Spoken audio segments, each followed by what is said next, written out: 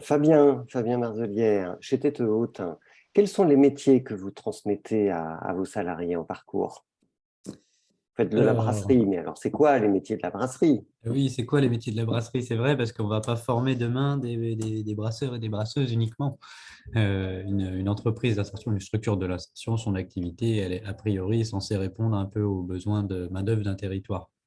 Donc, une brasserie, ça peut paraître un peu étonnant, mais en fait, dans une brasserie, on va retrouver des métiers avec des compétences très transférables. Euh, Comme chez Lemon Tree, on va avoir plusieurs filières. Chez Tête Haute, on avait monté au départ un projet autour de trois filières. L'agroalimentaire, évidemment, on va retrouver tout ce qui est production, conduite de ligne, process, fabrication industrielle, maintenance, voilà, vraiment tout ce qui est ligne de production. Et nous, en Loire-Atlantique, on a pas mal de débouchés et de besoins de main-d'œuvre sur les usines agroalimentaires dans le secteur nantais.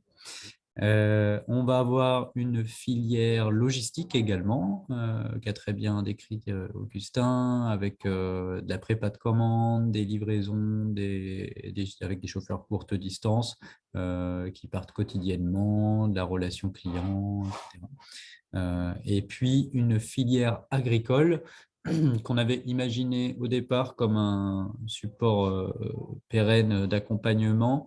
Nous, on est producteur de houblon pour les besoins de la brasserie. On n'en revend pas, mais on le consomme. On a pour l'instant 1 hectare de houblon bio et on va monter progressivement à 3 ou 4 hectares dans les années à venir.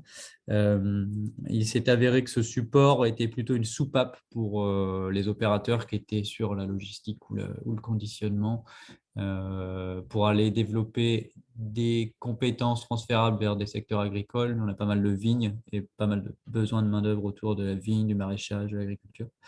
Donc c'est intéressant, mais la saisonnalité de culture fait que ça ne peut pas être un support annuel et pérennisé. Donc Alors, c'est plutôt en pointillés, on y va un petit peu toute l'année. vous pouvez nous redonner les chiffres que vous avez donnés tout à l'heure sur le nombre d'employés que vous avez et du coup le nombre d'encadrants aussi? Oui, bien sûr. C'est une structure plus modeste que les Montry.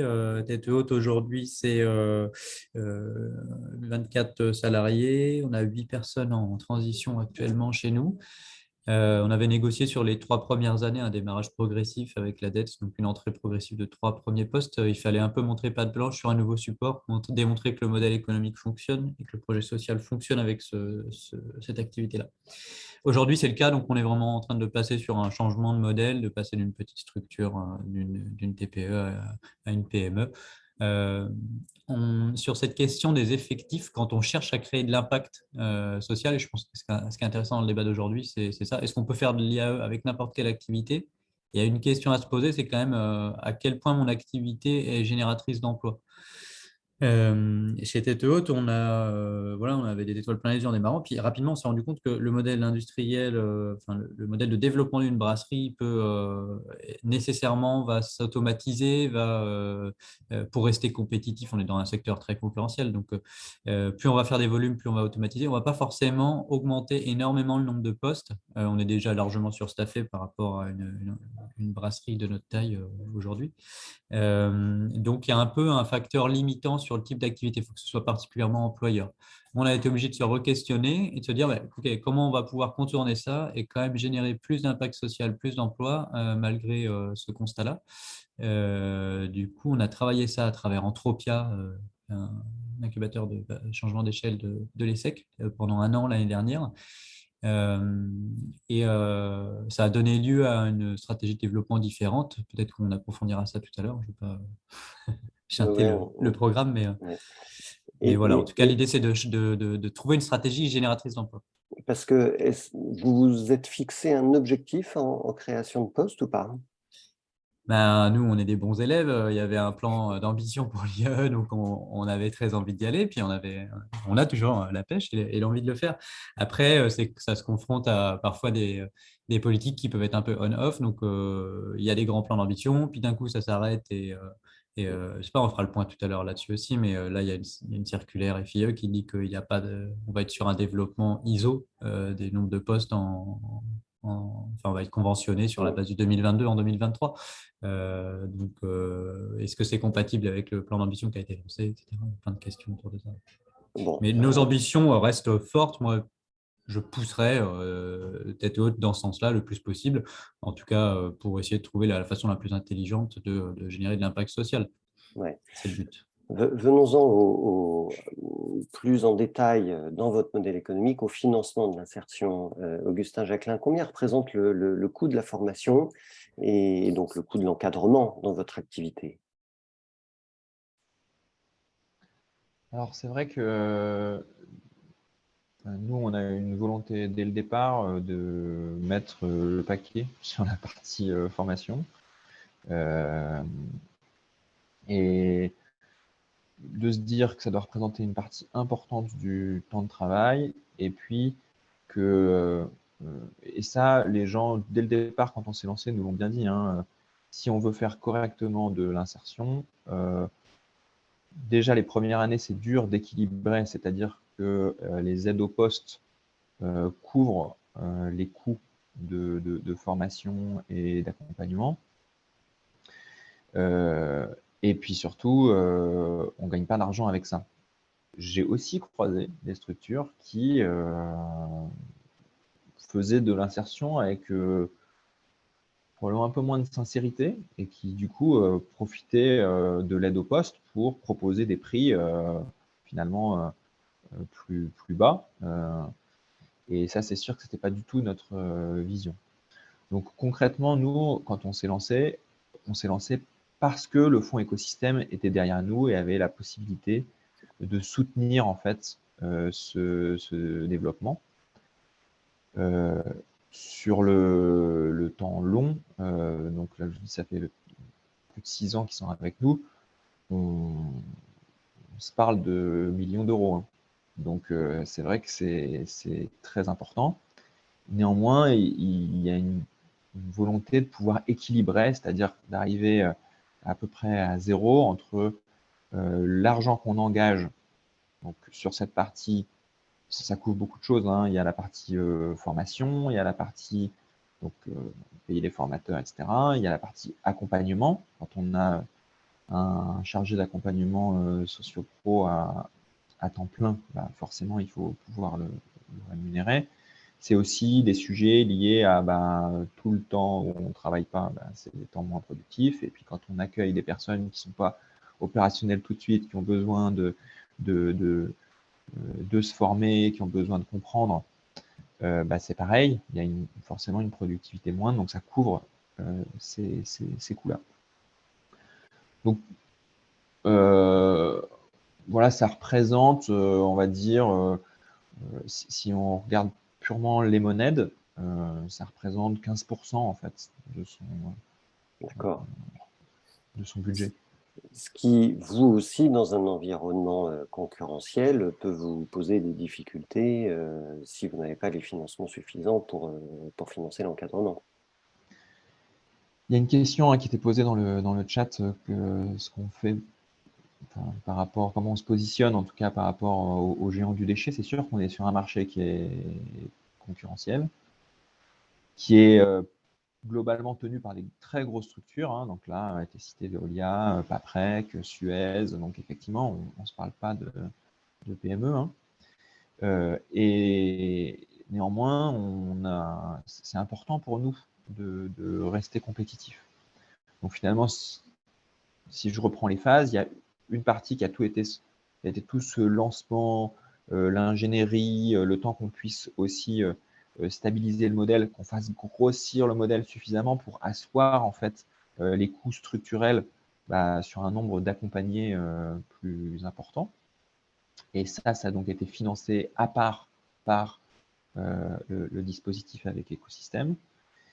Et aujourd'hui, sur les structures qui sont arrivées, on va dire, sur un rythme de croisière, l'idée, c'est d'arriver à quelque chose d'ISO, c'est-à-dire que ça ne pénalise pas notre positionnement sur le marché et ça ne favorise pas non plus nos prix. Donc, voilà, on essaie d'aller là-dessus, mais ça prend du temps, c'est-à-dire comme n'importe quelle structure qui démarre, bah, il faut amortir les premiers coûts et puis après, on arrive à des seuils on va dire de rentabilité, là, y compris du dispositif.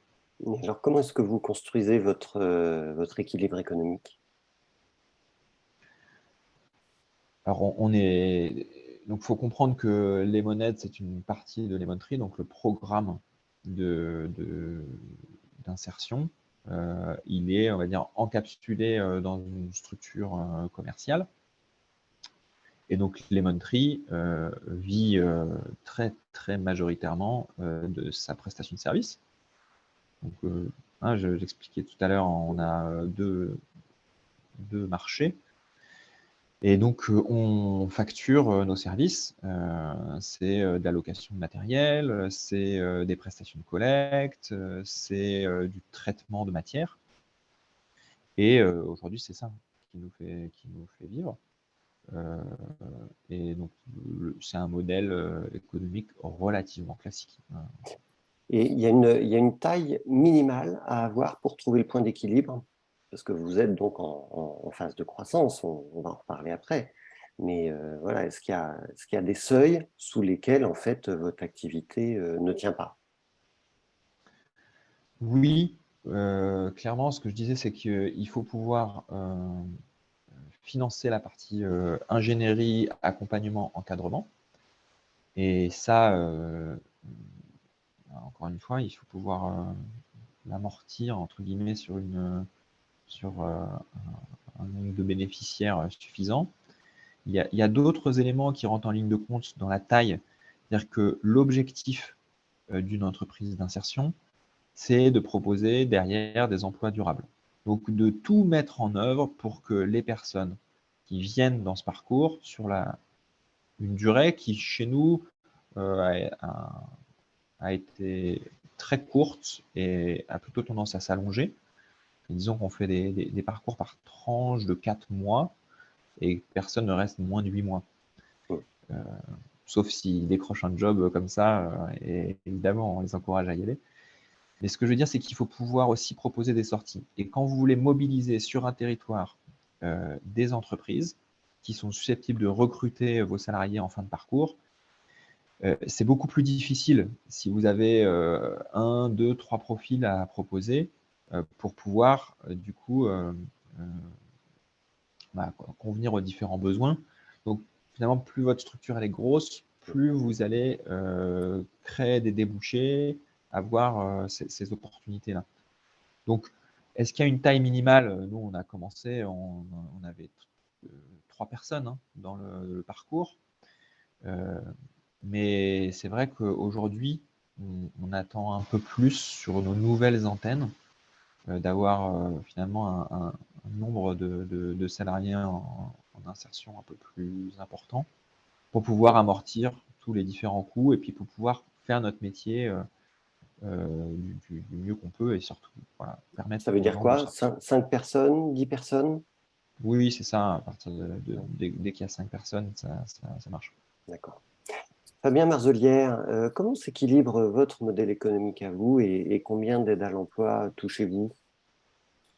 On est à peu près sur le même modèle. En écoutant Augustin, on doit être autour de 15% sur la partie subventionnée de l'entreprise. Après, une EI, elle a un modèle normalement, c'est le Une modèle le entreprise plus d'insertion, autonome. oui. Ouais, pardon, une entreprise d'insertion, c'est a priori le modèle le plus autonome financièrement. Donc, l'activité est censée quand même équilibrer les comptes. Donc, nous, c'est la production et la vente, évidemment, de bières artisanales. On a la chance d'être sur une activité avec un taux de marge brute qui reste intéressant quand on compare, par exemple, avec du service à la personne ou des choses comme ça, où là, les taux sont bien plus faibles. Aujourd'hui, une activité de production brassicole bien menée, c'est un modèle qui reste intéressant d'un point de vue de sa rentabilité. On n'est pas à l'équilibre à ce jour. Il y a une taille critique aussi à atteindre, plutôt pour une question d'investissement dans le parc machine et puis en effet de volume RH. Le surstaff engendre des coûts en termes de masse salariale. Donc le modèle éco, 15% de subvention, de l'aide au poste pour, comme le décrivait Augustin, pallier tout ce qui va être formation, accompagnement, déficit un petit peu de rythme. Il y a un taux d'absentéisme aussi plus important en entreprise d'insertion. Il faut compter sur sur un petit 20-30% d'absentéisme. Je ne sais pas où vous en êtes, Augustin, mais à l'hiver, c'est toujours un peu difficile. Donc voilà, il y a un déficit de production à prendre en compte. On est moins efficace, quoi. Et Fabien, est-ce que le pacte d'ambition pour les entreprises d'insertion vous a aidé à vous développer? Oui, oui, on a été, le ruissellement a fonctionné, Frédéric.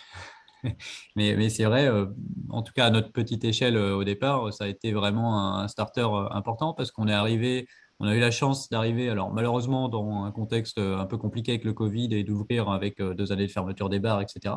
Malgré ça, on s'est développé et on a été soutenu par donc la traduction technique, ça a été du FDI, Fonds de développement de l'inclusion, qui a soutenu le projet de développement tête haute, notamment un premier déménagement pour évoluer vers une structure capable d'accueillir dans de bonnes conditions tous ses salariés.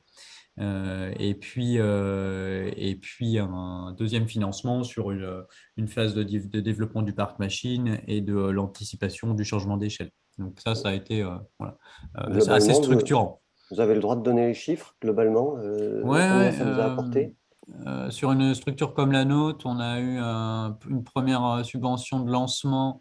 Il y a un FDI qui est spécifique pour le démarrage des activités qui était assez raisonnable, qui était autour de 20 000 euros, je crois, il me semble. Et puis par contre, en année 2 ou 3, on a eu un ticket de 80 000 euros pour se structurer. Donc voilà, pour une petite structure, c'est un apport qui est intéressant, quoi, qui permet de faire des choses et de structurer l'entreprise.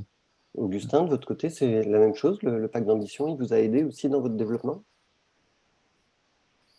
Oui, tout à fait. D'abord, il y a quand même eu un nombre de postes ouverts significativement plus élevé, hein. Alors, nous, ça correspondait en plus à une phase d'accélération assez importante de l'activité. On est sur un marché qui se développe, hein. Je disais, l'économie circulaire, c'est un gros sujet. Il y a énormément de choses à faire.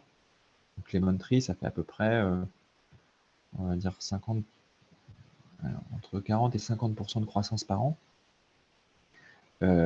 Et donc forcément, nos besoins, ils grossissent. Et donc là, ce pacte, il nous a permis déjà sur la partie poste de faire x2 en 3 ans. Je regardais là, du coup, on est effectivement, hein, on avait 17 postes en 2019. Bon, après, effectivement, il y a eu des périodes un peu compliquées de mise à l'arrêt des activités, et de mise à l'arrêt de la France, globalement, et pas que de la France. On a aussi bénéficié du FDI dans des proportions assez similaires à Fabien, donc plutôt pour effectivement des investissements productifs. Je disais, nous, il y a une bonne partie machine, hein, dans les entrepôts. Donc, ça permet en fait de soutenir le développement de nouvelles filières. C'est une des caractéristiques de Lemon Tree de pouvoir ouvrir des filières pour des déchets qui sont jugés non recyclables ou qui sont très majoritairement fléchés vers de l'enfouissement ou de l'incinération parce que ça brûle bien. Un exemple, le polystyrène. Alors on est tous d'accord pour dire que ce serait bien d'avoir beaucoup moins de polystyrène, hein. Vous voyez toutes ces caisses à marais, ce polystyrène de calage qu'on a dans l'électroménager, etc. Et ça, c'est très peu recyclé. Donc nous, on s'est dit, c'est quand même dommage, on peut en faire des choses. Il y a des exutoires, notamment près de chez Fabien. Et donc là, on a investi dans des machines, on a formé des personnes pour pouvoir conditionner proprement, c'est-à-dire que ça puisse retrouver une filière industrielle, cette matière. Donc là, c'est un exemple que je donne, mais on a, dans le cadre de ce pacte aussi, été aidé pour faire des investissements qui sont générateurs d'emplois et qui permettent aussi de la montée en compétences de nos salariés et du coup augmenter leur employabilité, hein. Mais je te rejoins, Augustin, le pacte, il vise à développer les activités, explorer des nouvelles activités. Il ne subventionne pas des nouveaux postes directement, en fait. Ce qui est intéressant, c'est qu'on subventionne, on aide au développement d'activités pour pérenniser de la création de postes derrière, quoi. Alors, en même temps, Exactement. on dit que le pacte d'ambition a fléché les financements davantage vers les entreprises d'insertion, comme les vôtres, que vers les ateliers et chantiers d'insertion, qui sont plus des structures associatives. Est-ce que c'est une bonne chose selon vous? Je ne sais pas si c'est le cas du pacte ambition par le passé, ça va plutôt être un peu l'ambiance à venir peut-être dans les quelques années là. En effet, il y a une circulaire qui est apparue il y a quelques semaines du Fonds d'inclusion qui précise que, a priori, donc on le disait tout à l'heure, le nombre de postes va être à peu près ISO. Donc, on est sur un budget restreint pour 2023. Donc, un conventionnement des structures de l'insertion par l'activité économique sur la base du réalisé 2022. Par contre, la circulaire précise que s'il doit y avoir des projets de développement, et je pense que c'est toujours la volonté d'atteindre le nombre de postes visés, ça doit passer plutôt par le secteur marchand. Donc, en effet, plutôt les EI ou ce type de structure. Alors, est-ce que c'est une bonne nouvelle? Ça, je ne sais pas du tout répondre, Frédéric, aujourd'hui. Ce n'est pas une mauvaise nouvelle pour les EI, en tout cas. Maintenant, pour Augustin, le secteur global de l'IAE, je ne sais pas. bien sûr. Augustin, vous avez un avis sur cette question? Ce qu'on comprend effectivement, c'est que l'État souhaite aussi favoriser des structures qui ont une plus forte autonomie financière, qui ont un modèle économique qui leur permet, on va dire, de se développer sur des fonds qui ne sont pas des fonds subventionnés. Donc ça, c'est une stratégie, hein. Après, est-ce que c'est une bonne chose? En fait, clairement, on a besoin de tout le monde, hein. Il y a dans les différentes structures des schémas d'accompagnement, la typologie des tâches qui sont proposées, le volume horaire, tout ça, ça correspond en fait à des situations sociales très différentes.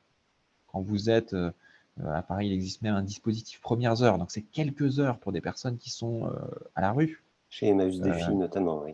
Voilà, enfin, je veux dire, c'est extraordinaire le travail que font ces gens. Enfin, moi, je suis très, très admirable, très, très admiratif. Admiratif. Merci. Admirable aussi, Augustin. Mais admiratif. Merci, Frédéric. Non, non, mais ce que je veux dire, c'est que c'est absolument nécessaire qu'il y ait finalement cette gradation avec des structures qui progressivement vont chercher des gens. Et encore récemment, j'ai vu dans une vidéo là, de Thibaut qui rappelait que personne n'est inemployable. C'est-à-dire que voilà, c'est des structures qui correspondent à des situations. Nous, on a plutôt choisi parce que notre activité, je t'inclus, hein, Fabien, mais notre activité, voilà, elle demande quand même un certain niveau de présence, de technicité, d'être quand même assez opérationnel d'un point de vue pro. Et donc, voilà, ça correspond effectivement plutôt à ce dernier sas. Mais il faut bien aussi s'occuper des personnes beaucoup plus éloignées de l'emploi. Alors, je voudrais qu'on en vienne un petit peu au financement de votre développement. Vous nous avez dit tous les deux que votre activité nécessite des capitaux. Je voudrais bien que vous nous disiez pourquoi et que vous nous disiez ensuite quelle est votre stratégie de développement pour les années à venir. Augustin, on continue avec vous. Alors, l'activité de Lemon Tree, elle est par essence locale. On est pertinent dans un rayon, on va dire, de 150 km autour de nos entrepôts. On ne va pas aller faire 500 km pour collecter les déchets. Donc forcément, notre développement, il passe par le déploiement d'implantations et notamment pour pouvoir aussi répondre à des demandes de clients nationaux, des grands groupes qui sont clients aujourd'hui, qui souhaiteraient faire appel à Lemon Tree sur d'autres géographies et qui, du coup, nous poussent à avoir un déploiement. Donc, on a d'abord une vocation nationale, se dire que finalement, partout en France, on pourrait faire appel au service de Lemon Tree. Et ça va dans notre vision de l'impact, hein, de se dire la façon dont on fait ce travail, il y a un impact environnemental fort, un impact social fort. Et du coup, plus on le développera, plus on aura d'impact. si je résume. Et sur la question des capitaux, oui, c'est un secteur qui est assez gourmand en capital parce que, vous l'avez compris, hein, on a des camions, des entrepôts, des machines dans ces entrepôts. Donc ça demande des investissements, hein, des CAPEX assez importants. Donc on a besoin d'être accompagné.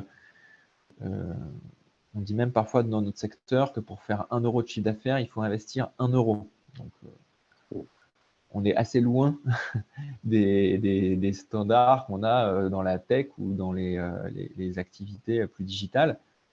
Voilà, c'est très, très concret, beaucoup d'investissements, d'outils en fait sur le terrain. Fabien, même question pour vous. Du coup, pourquoi votre activité nécessite beaucoup de capitaux et qu'est-ce que vous envisagez comme stratégie de développement? Sur la première partie de la question, on va être encore une fois sur le même constat qu'Augustin. En effet, c'est des activités industrielles, on va dire, qualifiées d'industrielles, donc beaucoup de CAPEX, des parcs machines importants, des machines qui coûtent cher, avec une matière première qui est l'inox, voilà, qui n'est pas donnée. Du développement aussi, Augustin, tu disais 30 à 40%, 50 ou même de développement annuel, ben, ça se finance pour pas dégrader la trésorerie et la santé de l'entreprise. Donc, c'est capitalistique aussi pour du développement. Et puis,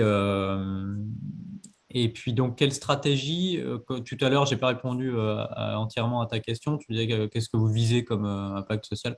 Nous, on s'est mis comme objectif à peu près une centaine de créations de postes, entre 80 à 100. On sait très bien qu'on ne va pas le réaliser avec uniquement la brasserie mère. Du coup, notre stratégie de développement, elle va se faire en 2 axes. Donc, on vient de faire une première ouverture de notre capital fin 2022. On a accueilli 3 fonds impact, dont Fitrust, et qui va nous servir à déployer une stratégie donc en 2 temps. La construction d'une brasserie mère qui va être plutôt en capacité de déployer une distribution nationale à Nantes. Donc, sur cette brasserie mère, on va retrouver 40 à 50 postes environ. Voilà, donc c'est des investissements assez importants hein, d'un point de vue prod.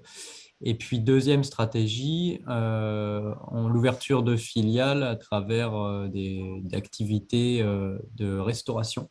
Donc, on va ouvrir des brewpubs, qui sont des restaurants dotés de mini-unités de brassage in situ pour répondre à un besoin de main-d'œuvre très fort du côté de la restauration. C'est un nouveau métier pour nous, mais un métier qui nous intéresse beaucoup. Donc, cette année, on ouvre un premier brewpub dans le centre de Nantes.